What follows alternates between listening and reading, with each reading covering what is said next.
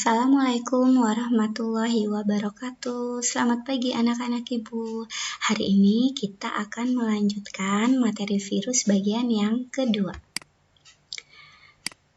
Jadi yang akan kita pelajari di sini yaitu reproduksi virus, macam-macam virus, dan peranan virus. Oke, yang pertama kita akan belajar tentang reproduksi virus. Reproduksi virus itu sendiri dibagi menjadi dua siklus. Yang pertama adalah siklus litik yang akan kita bahas sama-sama. Sebelum Ibu bahas pertahapannya, di sini Ibu jelaskan dulu bahwa ini adalah virus yang menyerang bakteri atau biasa disebut dengan istilah bakteriofag. Kemudian sel yang berbentuk batang seperti ini namanya adalah sel bakteri yang merupakan sel inang dari virus tersebut. Oke, tahapan yang pertama adalah tahapan adsorpsi. Pada tahapan adsorpsi ini, virus menempel pada sel bakteri dengan menggunakan apa? Dengan menggunakan serabut ekornya. Lanjut ke tahapan yang kedua yaitu infeksi atau injeksi atau penetrasi. Jadi di sini DNA dari virus akan menginjeksi, akan masuk ke dalam sel bakteri. Jadi yang warna biru ini adalah DNA dari virus. Kemudian yang warna coklat seperti ini adalah DNA dari bakteri. Dari tahapan yang kedua kita lanjut ke tahapan sintesis dan replikasi. Jadi di awal sintesisnya DNA dari sel inang itu akan dihidrolisis dan dikendalikan oleh DNA dari virus. Untuk apa? Untuk membuat salinan asam nukleat dan protein yang merupakan komponen dari virus. Kemudian kita lanjut ke tahapan yang keempat. Tahapan yang keempat adalah perakitan atau assembling. Jadi di sini bagian-bagian virus yang masih terpisah-pisah seperti kepala, kemudian ada ekor, kemudian di sini ada serabut ekor. Jadi kepala, ekor, dan serabut ekor ini akan dirakit untuk menjadi komponen virus yang lengkap. Nah, ini adalah gambarnya. Ini agar lebih jelas lagi kalian melihatnya. Nah, kemudian dari tahapan perakitan kita masuk ke tahapan lisis. Jadi pada tahapan lisis itu virus menghasilkan enzim lisozim. Untuk apa enzimnya? Yaitu untuk merusak dinding sel inang. Kemudian dinding sel inang ini pecah dan virus-virus yang baru itu akan keluar dari sel inang tersebut. Nah, karena pada tahapan ini terjadi pemecahan dinding sel tersebut, maka disebut sebagai tahapan lisis atau litik, yang artinya adalah pecah. Di sini Ibu berikan singkatan untuk lebih mudah memahami dan menghafal tahapan dari siklus litik, yaitu adisi pelit. Apa maksudnya? Ad itu adalah adsorpsi, I-nya itu adalah infeksi, kemudian C-nya adalah sintesis, P-nya adalah perakitan, dan lit itu adalah litik. Nah, jadi dengan menggunakan singkatan ini akan memudahkan kalian dalam menghafal.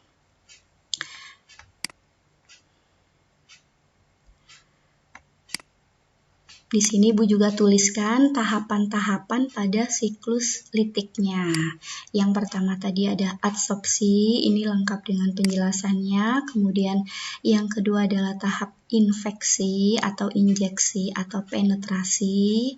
Kemudian yang ketiga adalah tahap sintesis dan replikasi.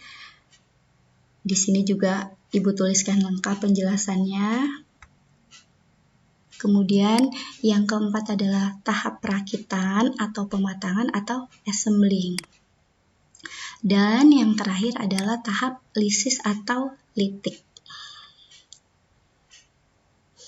Oke, kita lanjut ya.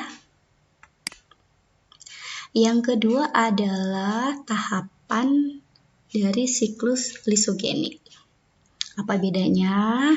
Kita akan belajar sama-sama. Pada tahapan lisogenik, yang pertama tahapannya adalah sama pada siklus litik. Jadi yang pertama adalah fase adsorpsi, di mana virus itu menempel pada sel bakteri atau sel inangnya. Setelah menempel, kemudian terjadi juga fase injeksi. Jadi di sini DNA virus akan masuk ke dalam sel bakteri. Nah, ini adalah tahapan yang ketiga. Ini agak berbeda ya dengan tahapan pada siklus litik. Jadi di sini DNA dari virus itu akan bergabung dengan DNA bakteri. Jadi seperti ini. Nah, penggabungan antara DNA bakteri dan DNA virus itu dinamakan dengan profag. Dan saat sel bakteri itu membelah, maka profag itu juga akan ikut membelah. Setelah itu terjadi fase pemisahan. Ini adalah fase yang sangat jarang terjadi ya. Jadi waktu pemisahan ini karena adanya kondisi dari sel inang yang sangat lemah. Kemudian pada saat sel inang itu pada kondisi yang sangat lemah, maka akan dilanjutkan kepada fase litik. Jadi berlanjut di fase sintesis. Pada fase sintesis juga sama seperti tadi ya penjelasannya. Jadi DNA sel inang dihidrolisis kemudian dikendalikan oleh materi dari virus yang akan membuat salinan asam nukleat dan protein sebagai komponen dari virus, yaitu pada tahap fase sintesis dan replikasi. Kemudian di sini juga terjadi fase perakitan, artinya tadi bagian-bagian virus yang masih terpisah, kepala, ekor, leher, serabut ekor itu akan dirakit di sini membentuk komponen virus yang lengkap. Dari fase perakitan kemudian akan berlanjut ke fase lisis. Lisis ini dinding sel bakterinya pecah oleh enzim, kemudian komponen virus yang lengkap itu keluar dari sel inangnya. Di sini juga Ibu cantumkan ya cara singkat untuk menghafalnya, yaitu adi gabung si pelit. Ad-nya itu adsorpsi, I-nya itu adalah infeksi, kemudian gabung atau penggabungan, si sintesis, perakitan itu pe, dan lit itu adalah litik. Oke.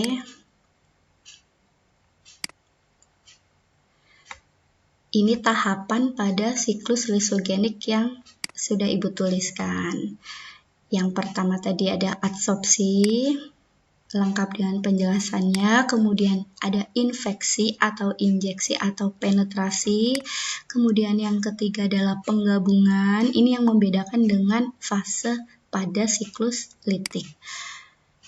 Jadi kalau pada fase penggabungan seperti yang tadi Ibu jelaskan bahwa DNA virus itu akan bergabung dengan DNA bakteri yang disebut dengan profag. Jadi setelah bakteri melakukan pembelahan maka profag juga ikut membelah. Nah, ini di sini pada saat sel inang pada keadaan lemah, maka DNA virus itu dapat memisahkan diri dari profag dan masuk ke dalam siklus litik. Oke, selanjutnya ada tahap 4 adalah sintesis dan replikasi, kemudian tahap 5 adalah perakitan atau pematangan, dan tahap yang terakhir adalah lisis atau litik.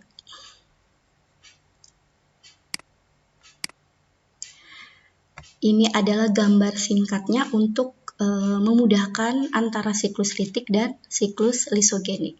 Jadi waktu siklus litik Ibu jelaskan kembali ya. Pertama adalah fase adsorpsi, kemudian di sini adalah fase injeksi atau penetrasi, artinya masuk DNA virus masuk ke dalam sel bakteri, kemudian di sini lanjut ke tahap sintesis dan replikasi, perakitan, sampai akhirnya sel bakteri itu pecah atau lisis. Ini adalah fase dari siklus litik. Kemudian pada fase siklus lisogenik, dari adsorpsi, kemudian di sini injeksi atau penetrasi sama, dan di sini terjadi penggabungan yang tadi sudah Ibu jelaskan ya. Setelah penggabungan, kemudian ada pembelahan sel, kemudian bisa terjadi pemisahan DNA virus dari profagnya, kemudian masuk ke dalam siklus litik. Kemudian berlanjut seperti itu sampai akhirnya nanti dinding sel bakteri pecah. Oke, bisa kita lanjut. Macam-macam virus. Yang pertama berdasarkan materi genetiknya, berdasarkan jenis materi genetik, virus dibedakan menjadi dua.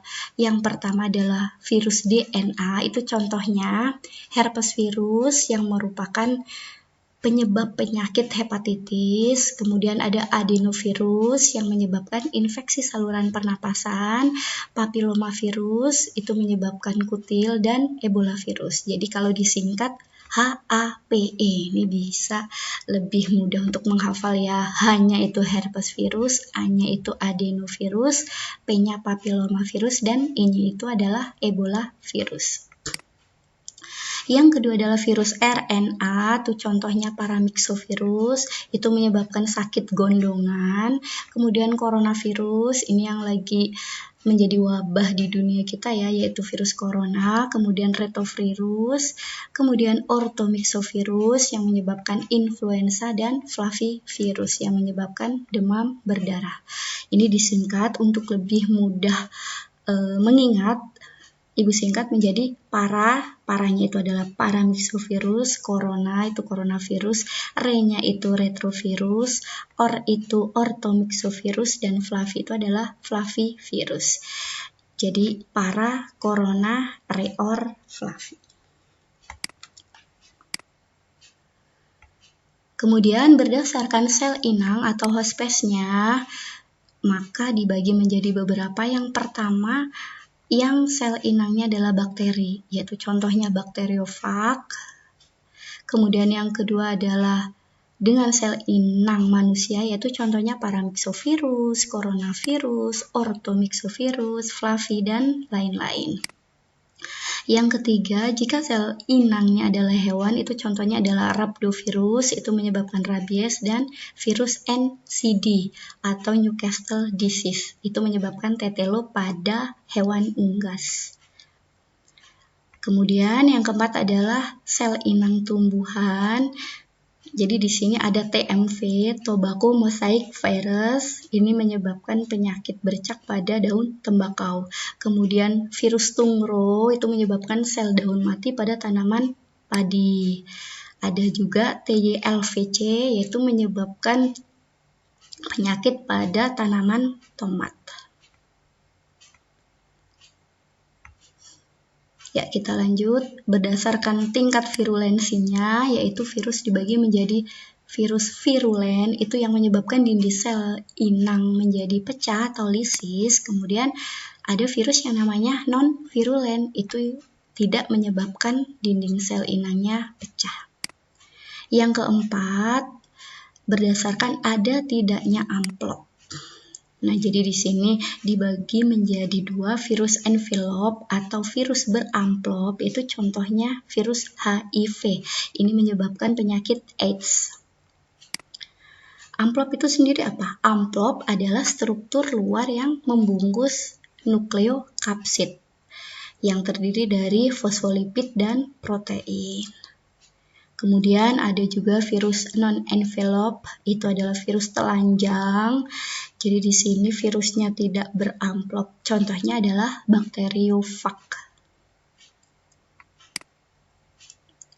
Peranan virus, yang pertama adalah peranan yang menguntungkan ya. Jadi ada vaksin. Vaksin itu merangsang pembentukan antibodi tubuh. Kemudian yang kedua adalah peranan yang merugikan, contohnya yaitu virus menyebabkan berbagai macam penyakit, baik itu pada manusia, hewan, tumbuhan, ataupun bakteri. Oke, setelah kita belajar tadi, kita sekarang akan belajar tentang soal-soal latihan. Yang pertama adalah jelaskan dengan gambar reproduksi virus secara litik dan lisogenik. Tadi sudah Ibu jelaskan ya. Yang kedua, sebutkan macam-macam virus berdasarkan jenis asam nukleatnya. Kemudian yang ketiga adalah jelaskan peranan virus di dalam kehidupan. Oke, demikian tadi penjelasan Ibu. Ibu ucapkan terima kasih, tetap semangat kalian semua. Wassalamualaikum warahmatullahi wabarakatuh.